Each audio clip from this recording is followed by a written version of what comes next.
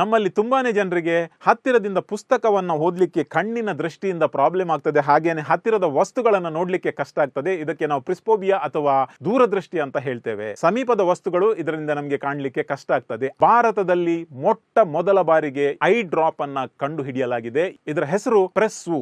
ನೀವು ಎರಡೂ ಕಣ್ಣಿಗೆ ಒಂದೊಂದು ಐ ಡ್ರಾಪ್ ಅನ್ನ ಹಾಕಿ 15 ನಿಮಿಷದ ನಂತರ ಆರಾಮವಾಗಿ ಕನ್ನಡಕ ಇಲ್ಲದೆ ನೀವು ಪುಸ್ತಕವನ್ನ ಓದಬಹುದು. ಸುಮಾರು 6 ಗಂಟೆಗಳ ಕಾಲ ಪರಿಣಾಮ ಇರ್ತದೆ. ನಿನ್ನೆನೆ ಇದಕ್ಕೆ DCGA director controller general of India permission ದೊರಕಿದೆ. ಅಕ್ಟೋಬರ್ 1st ವೀಕ್ ಅಲ್ಲಿ ಮಾರುಕಟ್ಟೆಗೆ ಬರ್ತಾ ಇದೆ. ಫಸ್ಟ್ ಟೈಮ್ ಇಂಡಿಯಾದಲ್ಲಿ ಇದರ ಇನ್ವೆನ್ಷನ್ ಆಗ್ತಾ ಇದೆ. ಒಂದು ಬಾಟಲ್ ನ ಪ್ರೈಸ್ 340 ರೂಪೀಸ್. ಕನ್ನಡಕ ಹಾಕಿದ್ರೆ ಇರಿಟೇಟ್ ಆಗುವವರಿಗೆ ಅಥವಾ ಕನ್ನಡಕ ಇಲ್ಲದೆ ಈ ದೂರದೃಷ್ಟಿಯ ಸಮಸ್ಯೆಯನ್ನ ಪರಿಹಾರ ಮಾಡಲಿಕ್ಕೆ ಇದೊಂದು ರಾಮಬಾಣ. ಇದನ್ನ ಪರ್ಚೇಸ್ ಮಾಡಬೇಕಾದ್ರೆ ಡಾಕ್ಟರ್ ಇಂದ ಪ್ರಿಸ್ಕ್ರಿಪ್ಷನ್ ನ ಅಗತ್ಯವಿದೆ.